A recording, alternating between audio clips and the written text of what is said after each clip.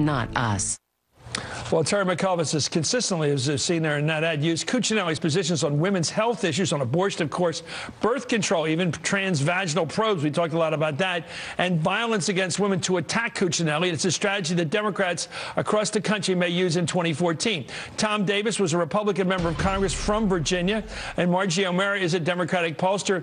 And still with us for inside Terry McCullough's campaign headquarters out in Tyson's Corner across the Potomac is NBC News political director Chuck Todd. I should tell everybody who doesn't get back here a lot to Washington, we are right on the edge of Virginia. Virginia is a commuting distance from Washington, and many of the people we call Northern Virginians really work 8 hours a day, 40-some, 50 hours a week in Washington, D.C., or the area right around it. Let me ask you, Margie, first woman on the show tonight, a little late getting here, but it's about time we got somebody to talk. This voting thing, we all think, who grew up in Washington, have spent our lives here, that women who come to Washington to get jobs. They may not be married, they may be married, but when they first get here, a lot of them are not married. They go live in those high rises right across the river in Virginia. You know what I mean? They join the social scene, they get the jobs, they move up the chain, hopefully, in their profession.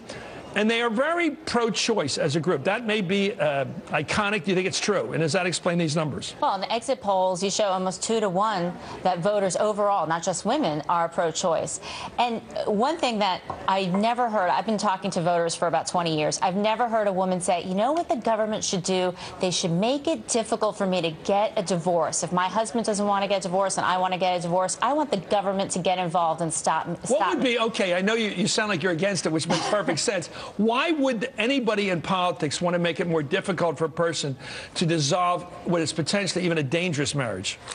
I could not tell you why someone would think that that was a smart policy idea or a smart political idea. It's not just divorce. Well, it must have some motive. Somebody must dig it. Some real conservative men, probably. Look, I mean, some of the things that Cuccinelli supports, like, he's against contraception. 99% of women have used contraception, right? He's against the birth control pill? He's been against birth control, a variety of methods of birth control. He's against. Okay, let me go to a reasonable Republican here. Tom Davis, you represent Northern Virginia for all these years. What does it mean to you that your party is now running a guy that looks like he's in big trouble tonight because of these, well, what most people would call either old-time or extreme positions on women's rights? Well, in Northern Virginia, this hasn't played. Virginia's played this before in the Doug Wilder election campaign right after the Webster decision at the Supreme Court. So we've had referendums on this before. What you got to remember is that the president's at an all-time low in Virginia in terms of his favorable ratings at this point. McAuliffe was viewed at the time as somebody with little connection to the state, a target-rich environment, and they're losing to him while Christie's running ahead in New Jersey. So the question you have to ask is, what is wrong with this? And for the midterms, which Republican team are you going to put in the field? A Cuccinelli-type Tea Party team or somebody like Christie? Had this race been run on the Republican side by a pro-choice, well, could there be a pro-choice Virginia Republican candidate for governor? Well, look, you can be pro-life and win. That's happened before. Bob McDonnell was pro-life. Yeah. George Allen was pro-life. John Warner was pro-life. He didn't wear it on his sleeve. So I don't think that's a definitive issue. But when you get into these peripheral issues like birth control and getting into marriage and those kind of issues, then it's really starts. He really stomped on it. What do you think this is going to say to the country? Do you think, because we're going to be talking about it, because more voters are women than men. They don't get the attention necessarily, but they're going to get it out of this race because Cuccinelli made an issue of going on these women's issues, even though he's a guy on the right side of things, the right-wing side of things. Well, if you want to win and be popular, you need to take popular positions. And it's not just having popular positions, it's also the priority and the tone. And for a lot of voters, women in particular, they're thinking, why are these issues the top priority? And then there's also the tone. Cuccinelli, I mean, he's been a little bit all over the place in his campaign, but before that, he was a real crusader, a firebrand.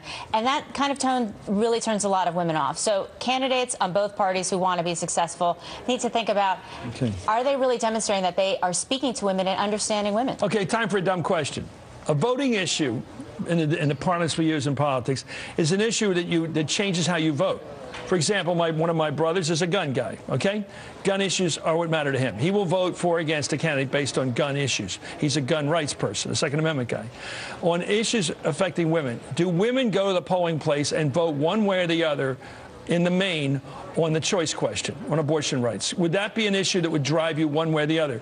Tom Davis here says you might get elected as a pro-life Republican. Would a woman in Northern Virginia vote for a pro-life Republican? Yes, I think so. I mean, there are There are women even though on it's both, against their views. There are women on both sides who that's their #1 issue. There are a lot of women that's not their #1 issue. There is so much more to what constitutes a woman's issue other than abortion, and that's where Ken Cuccinelli is.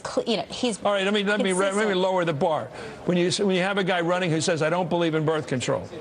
I don't believe in any abortion under any circumstances, including rape and incest. I don't believe in breast cancer coverage. If he's against the ACA, then he's against mandatory maternity care coverage. In that case, it would be a voting issue.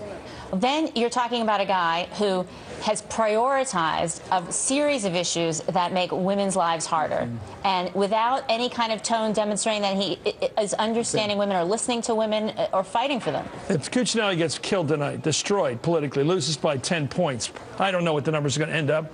Will this change the view of the Republican Party in Virginia, your party, your Commonwealth, as to where their future lies? Well, if the ticket goes down, if the whole ticket goes down, I think the Attorney General's race is very much in contention. And you lose some legislative seats, too. But if we lose all 3 of the top statewide, this will be the first time in 44 years we haven't had a Republican elected statewide.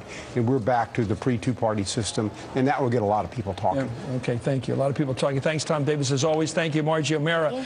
And thank you, Chuck Todd, over the river there in Tyson's Corner. Up next, an early look at what tonight's results may tell us about the 2016 presidential race. We're going to the question of Christie versus Hillary Clinton. This is going to be interesting. And this is Hardball, the place for politics.